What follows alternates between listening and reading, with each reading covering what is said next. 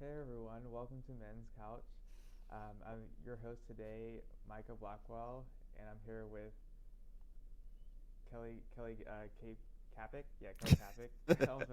You got it. um, Capic's good.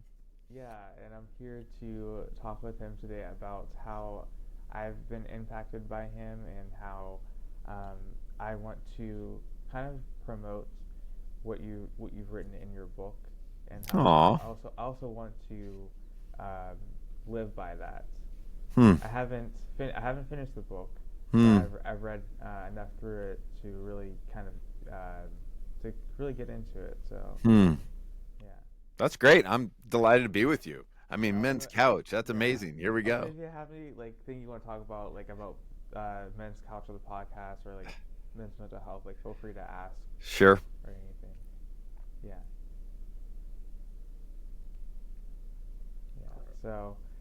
Yeah. So um, I guess I can start with how I feel that the book really touches on, um, I guess we'd say like men's mental health in a way. For me, the way Yeah. Tell me a little bit about that. Given that this is an area you care about, you've poured into. You know, yeah. let me hear some of what you kind of resonated, maybe some questions you have. That'd be great. Great place to start. So so first, I guess we can start so I guess like I don't know if I would start with the workshop, but we Yeah. can start with the book. So the book is about limitations and human limitations Hmm. and honoring God through our limitations. And I feel like for that, because men have, at least like for in my experience, I feel Hmm. that men have like a pride issue where like it's hard for us to accept our own human capacities Hmm. and live within the boundaries of that. It's Hmm. difficult. It's difficult to admit that you have there's some things that you can't do, or you're just, Yeah. and it's difficult to admit that you're not um, omniscient or omnipresent. Yeah. It's hard because it's, you feel like you feel you need to do everything, or you have that pressure Hmm. on yourself that you feel like you need to do everything, and Hmm. it's just not it's just not feasible. It's not possible. Yeah, it's one of those things that if you ask any of us, like, do you think you're God? We all say, of course not. Yeah, But then we really do feel like we're pretty terrible if we don't know the answers to all the things, yeah, if we don't kind of have the endurance to just constantly keep going, if we can't beat all the events or all the things. And those are all actually lining up with this idea of, well, actually, we do kind of think we should have all the power, have all the unlimited mental abilities, all these kind of things. Which, yeah. yeah, It's not like the conscious is more of just in the mm, background. We have like, yes, maybe it's like the way that we grew up, like how we're always supposed to be like working and living like mm, on autopilot, yeah, um, which is not like for me. It's just not not healthy to always to mm, be on autopilot. And since we're like constantly feel the need to constantly go, kind of like on a treadmill, we feel like we mm, always constantly need to be on a treadmill, and once we stop, it's like kind of like it feels weird, like if we hmm. stop, because it's like what's there. It's like all of that stuff. Um, a lot of stuff comes up Yeah, once we stop, and it's that's difficult. that might even be worth exploring a little bit. I don't know how much you guys have talked about like silence, Silence but on the podcast? yeah, We haven't talked about that. yeah. So I think it's a really interesting test case of like um how comfortable are we just as humans, but then in particular men with silence, and I've what I've demons come up, and why do we constantly distract ourselves? So take that that's however you want. That's interesting that you said that, because I've had some conversations with people, and they tell me that it's hard to sit alone with your thoughts and just be Mm, with your thoughts. I think that's hard for a lot of us, because mm, again, we're so used to being on autopilot, going to the next yeah. thing, and going like, okay, I did this event, now I gotta go here. It's like, um, it's it's difficult to sit down and be alone and take that space for yourself, or just in general, just to like enjoy the present moment, because Mm, we feel the need to always be on autopilot. And um, I don't know if it could also be an avoidance thing. Yeah, I just feel big like time. yeah, it could be an avoidance thing. I, I I, don't. Oh, go ahead. Sorry. I was just say, part of what you have, whether autopilot or avoidance, it's interesting. There's a bunch of psychological studies that have come out because now they've been working on it, especially since 2008, 2010, and following. But the effect of like social media, as an Oh example, no. on young people. And what's interesting, part of what's interesting in terms of our conversation here, is there's really no longer any real doubt about some of the detrimental effects on young people. But it Yeah. is kind of interesting the different ways it affects men and women, young men and women. So in some ways, it seems that it is more significant and detrimental often to women before like 20 years old Mhm. because of self image and beauty and some of these kind of things. It really can affect and foster self harm and a bunch of stuff, which is quite significant. Correct. But some of the studies that are coming out seem to be saying women then can actually start to grow out of some of that, but the longer term effects seem to be more negative for men. And that's because they use it a little Ah. differently. So it's not a it. I mean, there is some of the self-image stuff, but for the guys, it's not even necessarily the social media exactly. It's the endless giving over to games and watching videos. And so Yeah. the longer term effect, the reason why it's so negative for the young men as they get older is they've just kind of disengaged. So they filled the gaps between, say, you're talking about various events. Mhm. Now they filled all those gaps because they want to avoid silence and boredom. That's And that's like a huge problem is that we're not like how do we like I feel like with I don't know if it's just my generation it's like we can't like be bored. yeah, We can't just sit and be bored. And I think that's a huge problem. and so all of a sudden it has real world consequences. Like it gets harder for guys to get and keep jobs Yeah. because a lot of jobs are especially when you're starting out often tedious and slow Yeah. It's and like how boring and yeah. it's like how do you appreciate those quote unquote boring moments that we think are boring because if we're so like constantly stimulated, like Yes. how do we like sit with just Yeah. think the space around us. I also wanted to. I forgot if you mentioned if you were a counselor or professor. I forgot. Yeah, I'm a professor of theology at a place called Covenant College. Look, I'm out in Georgia, and I've Okay. been here since 2001. I was just gonna ask, was like, what have I know I've read some of it in the book, but I wanted to ask like, what Mm. have you seen as far as people like the people around your students being able to accept their limitations? I guess we can talk about Gen Z or just in Yeah. general. Like, are Yeah, students the like, students, yeah. Students are a big part of what's influenced me and my own life, just wrestling through feeling like I should always do more and so trying to navigate that. But yeah, I deal with students every day. Had a good lunch today with a student and I do think it is a constant wrestling because some students need, in light of some of the things we just started talking about in terms of kind of checking out through yeah, social media, gaming, endless videos. That's one kind of problem. The other, and sometimes they're related actually. That's one kind of problem. The other is kind of overachieving students who just cannot stop stop, yeah, working. And ironically, or whatever the right word is, depending on what we mean by it, sometimes those two, which seem very different, are two sides of the same coin. So people who yeah, are overworking often can totally check out because they don't know how to. yeah, My wife and I talk about in town driving. People often only know how to do 80 miles an hour or nothing. And in town driving is often like you go 20 miles an hour and then you stop, and then you go yeah. 15 miles an hour, you stop. And so how do you be able to go on the That's a highway good and in analogy. town? Yeah, Yeah. that's a good analogy. And those are skills. And the reason all of this matters for our conversation, related to the book You're Only Human or You Were Never Meant to Do It All, the other devotional, is what does it mean to be present with people? What does it mean to be That's present a with very yourself? that's a Yeah. very important skill just to have like and not just like for for therapists or like anyone, just to have on a day-to-day basis, like being present with someone in a conversation without Mm-hmm. having to think about, because like I feel like sometimes like we'll be talking and we're thinking about like, okay, I have to do this at Right. 5 p.m. or something. I have to do this, Yep. do that. So it's just, it takes away from just the present moment and just Mm. what the person has to say, and it goes into those things.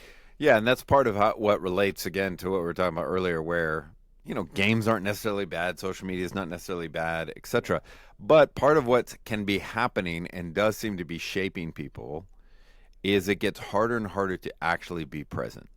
yeah, To be like, in the lunchroom today, Covenant's actually a pretty good place about this. But I saw one table of literally there were 7 or 8 guys sitting around. They were all friends. They sit together and they were not talking. They're all staring at their phones. And you're like, yeah, no, you have an opportunity to just screw around, interact. make jokes, get to know each other, Yeah, and you're so. Anyways, it's just a fascinating thing. So to be present and to feel that others. I mean, how many times are you talking when you think, is this person actually listening to anything I say? yeah, Do that, and one of the things I do encourage my students and my kids and others about is to do you ask questions? It's that's really another thing. important. Yeah. That's another thing, because it shows your interest in the other person, and it Mm-hmm. also shows that it just shows listening. Like I want to Mm. listen to you, and I feel that your life matters as much as mine Mm. does, and Mm. it. I think that's that we miss so much when we we we put pressure on ourselves to be on autopilot and to be busy all the time. That's why I don't like. That's why Mm. like I don't like the word busy. I don't tell Yeah. people like I don't say like, hey, I'm busy. Right. I'll say like I have a lot of things to do, but I Yeah. don't like to say like I'm busy, because I feel like that kind of creates a barrier Yeah, for sure it does. between people, where Yeah. they feel like the other person feels like I can't like talk to this person, or I Yeah. can't, it just, I don't know. That's my thing. No, that's good. Tell me what have you what year are you right now? I am a college sophomore. Sophomore, okay. Yep.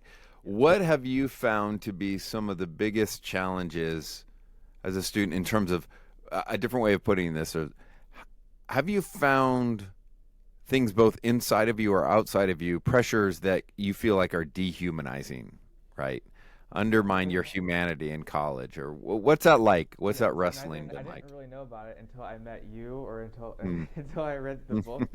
So I kind of Yeah. always had like this inkling of like, I don't need to always be constantly be on like the Mm. treadmill. Yeah, yeah. And when I met you, when I was um when I like yeah when I met you, I recognized like, I am trying to I'm trying to like not be human. Like in my Hmm. day to day life, it's like I'm trying to fight my humanity, and I Mm. feel like I have to, in order to be I guess a good student, or just Hmm. a decent citizen or whatever. It's Yeah, like yeah, always like irrational pressures that we put on ourselves, yeah. and that's kind of like, I guess I would say that's more internal. Hmm. But when it comes to like external pressures, maybe from other people or just professors, Hmm. I do feel that a lot Hmm. with what they expect. But like when you question their expectations, because they're like the professor, you feel like, Yeah. well, maybe I shouldn't question their expectations. I have to like adhere to Right. what they expect of me. But we never question, is their expectation based on the boundaries and limits that I have. it's like Yeah. it's hard to think about it. And I think it takes a lot of discernment, and um, a lot of just. I think it starts internally first, Hmm. when you internally realize that the pressures that I have for myself are not like, it's against my own humanity. It's Yeah. not feasible.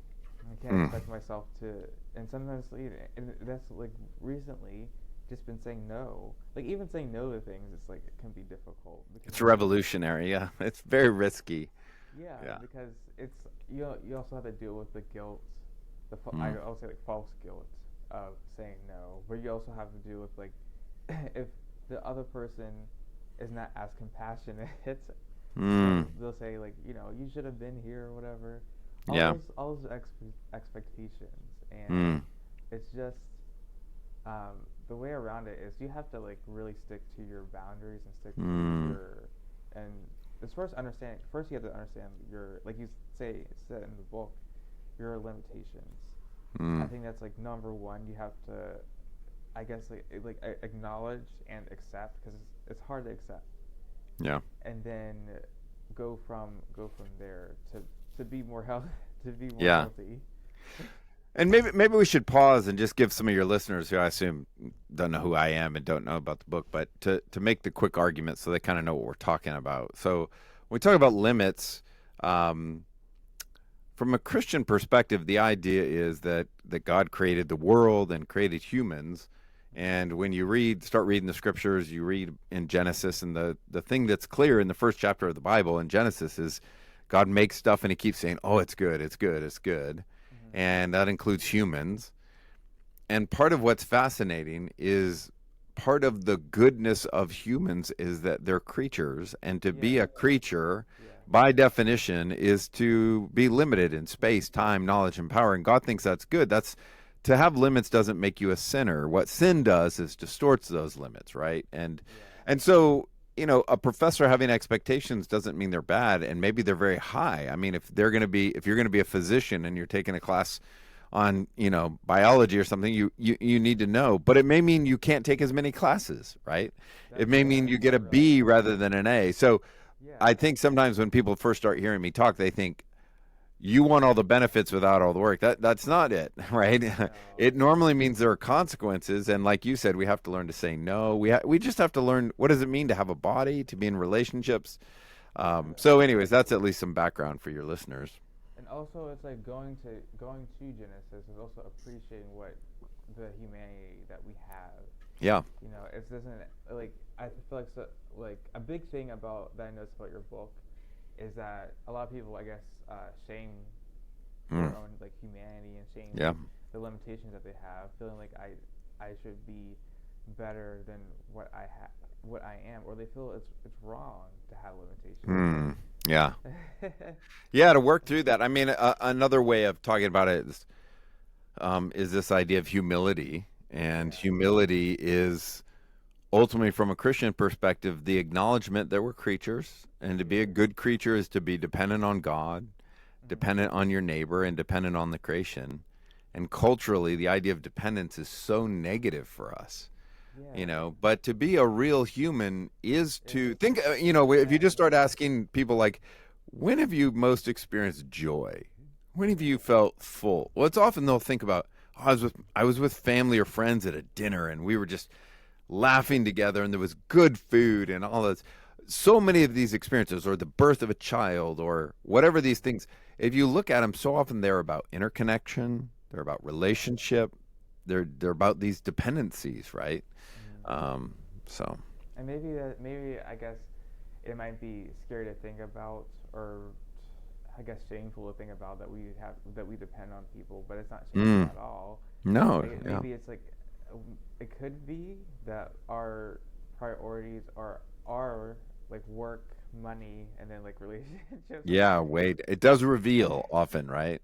So Yeah, I mean, even just the way we're made, none of us have any choice. When we come out of the womb, we are dependent creatures. yeah, And part of what's a sign of us culturally of the challenges now, and when you get old, you go back to total yeah, dependence, right? yeah, And the idea that parents feel like my kid should never have to help me when I'm old, right? yeah. When I'm having trouble walking, when I'm, like a friend of mine, an older mentor who died. I remember him I had him come talk to a class of mine on faith and suffering, and I knew some of what he and his family had been through. And he looked at the class, and the first thing he said is, um, when you make your wedding vows, no one ever tells you that you'll be changing your mother in law's diaper. Right? Yeah. But and that just like shocked the class. But that's the power of it, right? That's Yeah. actually you are entering into this relationship, and it calls you to things not just to that person, but to these larger communities.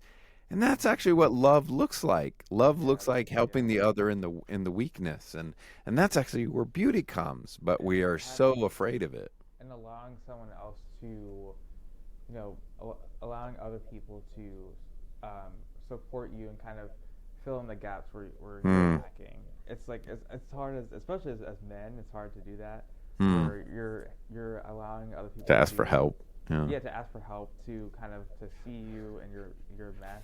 It's like it's Hmm. hard. It's hard to do that. And Hmm. but it's also like when you do it, it's also like it changes your life because you Hmm. release like a lot of burdens of um, or you release the burden of having to do everything by yourself, of Hmm. needing to know everything, Yeah. of needing to do everything. It's just all those um, all those things.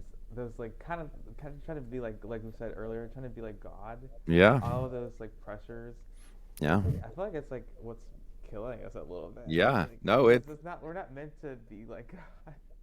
and that's why I actually talk about our bodies. Like I think our bodies. There's now a famous book called "The Body Keeps the Score," Yeah. and it's by a psychologist, and he's dealing with in the volume he's primarily dealing with not exclusively but heavily with veterans who were in war, like Mhm. Vietnam vets and others recovering from trauma, and but the reality is, whatever form of trauma you've been in, your body keeps score. Well, also Yeah. your body keeps the score if it can only go so hard for For so so long. long. Yeah. And college students feel this, right? Like you can push for a while, you can stay up really late for an exam, you can do an all nighter every once in a while. But the problem is, you start doing it, and it becomes a lifestyle, and it'll really really hurt you. See, like the thing of recently, I guess like about me is just I have like a cutoff time. Like, listen, Yeah, like that's anything good. like once it's like the evening, it's like it's done. Like I'm not Yeah. going to study, and I think we're I think the thing like why we overwork ourselves is because we're so worried about productivity. We're worried about like we're lacking something. If Yeah. I don't study all these pages, then I'm going to miss something on the test. Or if I don't get this thing done, then how are people going to look at me as Mm. incompetent? Like all those worries that deal with our shame about our limits. And Mm. I think it starts where we have to like adopt God's way of viewing us, Mm. which is we're limited, but that doesn't mean that it's a bad thing. It's just Mm. we need to find beauty in that and work with that because I feel like we'll Mm. be more healthy if we do work within those boundaries and those Mm. limits. That's good. Yeah, yeah, and it deals with a lot of um, it deals with a lot of anxiety and depression. Like if you're always feel like you need to always be on like be busy, that could I feel like in some cases that there's two sides. There's like that could be a sign that like you're having like anxiety or depression, or like later on that could lead to those things Mm. because you're so busy and you like crash. You have that crash. It's like Yeah. I've been going on for forever, Yeah. and now I need to just and I think that's why we have like those periods of our life where we're like either burnt out or our body just stops because it's like Yeah. a sign that um, that we've been working out of our humanity. We've been working outside of those boundaries. Yeah, and just experientially and theologically, it's interesting to kind of ask again, a house is on fire, you may work for hours and hours and hours, right, and exhaust yourself because it's an emergency, and you should Yeah. do that, right? There's so nothing I'm saying. It's not like you can't do more than 8 hours of work at a day or whatever, and even defining what work is, but it is more. It is always worth us asking, including college students, like, what is the basis of all this striving? Yeah. Um, and I do think you can do the same amount of work and in one way it could lead to joy and contentment, and another could be total burnout, right? So Yeah. part of avoiding the silence is avoiding having to ask, am I really driven because I think if I fail, what will my parents think of me? Yeah. What will my God think of me? What will my community think of me? Yeah. That's like a wow. That's a deep question for a lot of people. It's like I like that you asked what is the basis of all the striving? What is the Mm, motivation? yep. I feel like motivation is everything. If you're, you know, if you're motivated to keep up like the achieving like image, like Mm, yeah, I'm successful. That's going to I feel like that's going to lead to like a crash and burn because you can't mm, achieve everything. You just can't do everything, and that's like that's versus like if you're motivated based on the limits that you do have. It's like I can do some things. mm, I can do some things, but I'm just not good enough. Like I'm not mm. like good enough. I'm not saying like it's not putting me down. It's saying I'm not good enough in a way that I can never be totally 100% with Yeah. everything. Yeah, I do think one of the, it's interesting when we talk about being a Christian and having faith. It's worth even asking, like, what is faith? And Mm-hmm. people think it's almost like a cognitive click or, Yeah. whatever. And it's interesting. Like, faith is complicated. Faith is really Yeah. hard. Um, and faith, like, sometimes people think, well, what you really need to do is what's really hard is to believe that God exists. And so people will try Yeah. and argue for God's existence or something. And I actually, I don't have time to talk about it right now, but I don't think belief in God is actually that hard. I don't mean that. I don't mean to belittle any listener, but all I'm saying is in the history of the world, the vast majority of peoples have believed in some kind of deity, right? Mm-hmm. I'm not. This isn't like a Christian claim. I'm just saying Yeah. anthropologically, humans have not found it difficult to believe in a deity, Mm-hmm. and that's a longer conversation. But what I would say as a theologian is far more difficult than believing that there is a God is believing that God is good, that God is Mm-hmm. kind, that Yeah. God has been. The way the reformer John Calvin memorably put it is, he said, faith is a certain and confidence that God is benevolent toward us, which Yeah. is a fancy way of saying he's kindly disposed towards us, cares about us. I actually think that is difficult because we try Yeah. It's to, difficult even as Christians. yeah, because we try and base our sense of what God thinks of us based on what we see around us, the empirical evidence. And what happens if you lose a job? What happens if your child gets killed? What happens if you are dealing with cancer? And what Calvin understood is the only way you can be confident in God's benevolence toward us is not by looking to your left and right, it's by looking to Jesus. And Yeah. what you discover is that God, most clearly seen in Christ, is most clearly seen as he weeps and bleeds on a cross. Mm-hmm. So the depth of God's kindness is discovered in this weakness, which is quite beautiful and strong. So Mm-hmm. anyways, the whole idea is you can be confident in God's view of you by looking to Jesus and seeing the kind of person he was and what he did for us. That all becomes the reason why that's a long way of saying that is something your life can be based on that doesn't then ebb and flow with how good you're doing in your job at any given moment Yeah. or how fast you're running or anything like that. Maybe that's why like I feel like people put their worth like they attach their worth to their accomplishments or their job.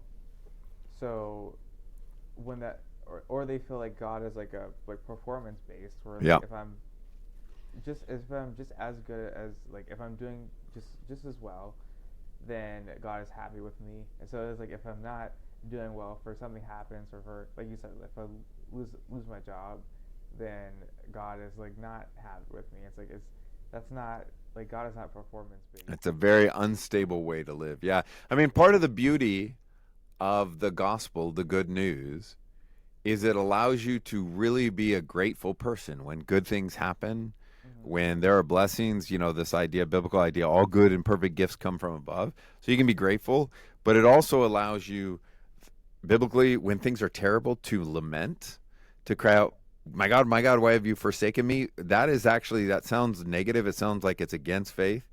Lamenting is an act of faith. It is saying, God, I'm upset because this doesn't seem right, and he's inviting you into that. But it also allows you, what's that? I was just thinking, like, we disconnect from those like emotions Yeah. sometimes because we're kind of like I guess in our um, in some people's like Christian upbringings or like just like around them, they Mm, feel that they can't have those, yeah. or they have to have like they like Only positives. the idea of faith is always, oh, I'm just always just sure of what the next step is. Yeah. No. Like that's not Yeah. faith. Faith is taking like moving even when you like everything feels like it's just not the way it's supposed to be, and that's like it's trusting God, and He knows it's difficult for us. So, Yeah, and to not put so much weight on our subjective feeling at any given time. Because yeah. I have a good friend who's a retired theologian, you know, great guy, and he would always joke he dealt with depression his whole life, and he'd say, I'd wake up in the morning, I'm an atheist, and he'd say by about 9 in the morning I might be a monotheist, and by noon on a good day I'm a Christian, and it makes people uncomfortable. But what he's saying is It's exactly right. real Yeah, it is real, and for a lot of so people. we for I do think we are justified by faith alone, which means I think we're right with God by our faith. But that's actually, you don't want to make faith a work. It's actually, we're right with God because of who Jesus is and what He's done. Yeah, I feel like we forget about that. We'll Yeah, go. Well, I just need to have enough faith. I need to have enough faith. and But you we can make forget, faith a work. yeah, I need to work on this faith so Yeah, that like I'm right with God. So that yeah, it's a lot. But we're seeing it through like our human eyes, yeah, and that can like you said, like that sin can like kind of distort how we view what faith actually is. yeah.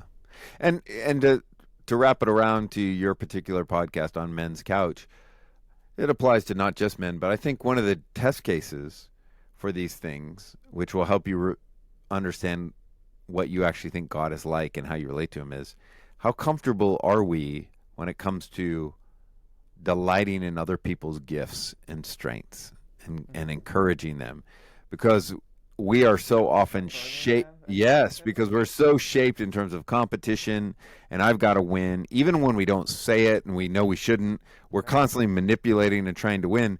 But if it's about Jesus and that you really are secure in God's love and grace, it liberates you to actually totally be about someone else and not be Yeah. self-absorbed, which is so liberating.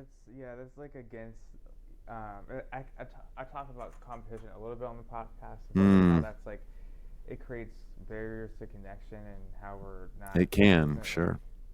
it doesn't because with competition you can't be vulnerable, you can't be authentic. You have to Mm, have this pressure like I have to be better than the other guy or in whatever area, whether it be like yeah. your job or achievements, and you feel like Mm, you always have to be better, but that's not the way that Jesus related to his mm, disciples. He didn't say, yeah. I have to be better. Yeah. No, and so it is. There are different ways you want to try and we all benefit by asking certain questions of ourselves, which will actually reveal what we really believe about God, about ourselves, about the world. I work with psychologists all the time, and they always say, "Don't tell me what people believe. Show me." You Yeah. actually want to watch what people do, how they use their money, how they treat others.